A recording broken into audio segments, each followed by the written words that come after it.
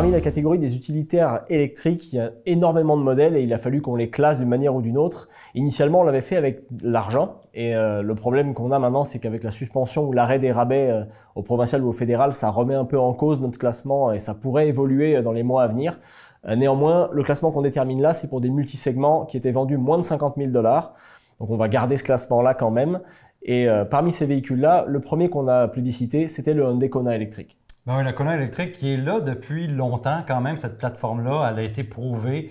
On l'a beaucoup sur la route, c'est quand même très fiable comme véhicule. Spacieux aussi, il est très grand à l'intérieur, un bon volume de chargement, un bon volume pour les passagers. Vu que c'est une plus vieille plateforme, on a une vitesse de recharge rapide, un petit peu moins forte là, que les autres ou les véhicules électriques modernes. On parle de 100 kW maximal. Et puis, ben, au côté autonomie, on parle de 420 km maximum selon le modèle. Donc, on se classe tout de même haut en termes d'autonomie avec 420 km. C'est quand même très bon. Par contre, il faut planifier pour les recharges rapides avec cette vitesse-là. Effectivement. Mais ça demeure un véhicule intéressant. Je pense qu'au global, dépendamment du prix, ça peut valoir la peine si vous magasinez ce type de véhicule, sachant quand même qu'il n'y a pas de rouage intégral. Donc, il faut juste aussi garder ça en tête.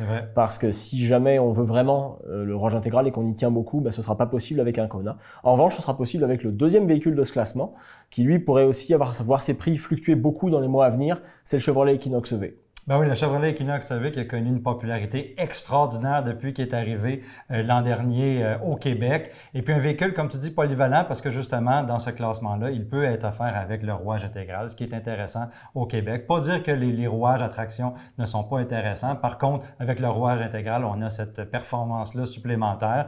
On a quand même la vitesse de recharge la plus rapide du trio à 150 kW. Ça dépasse pas nécessairement les Hyundai Ioniq 5 ou Ioniq 6, etc. Par contre, c'est quand même très rapide et somme toute, avec le réseau de bornes de recharge qu'on a à Québec, c'est quand même compatible là, en termes de vitesse de recharge. Côté autonomie, on peut aller jusqu'à 513 km, ce qui rend que l'Equinox peut être encore plus intéressant pour des gens qui veulent un maximum d'autonomie. Un peu moins logeable quand on rabat la banquette à l'arrière comparativement au Hyundai Kona électrique. Puis aussi quelque chose qu'il faut noter, dans les véhicules électriques chez GM, on n'a pas Apple CarPlay et pas Android Auto, sauf ça peut rebuter certains acheteurs.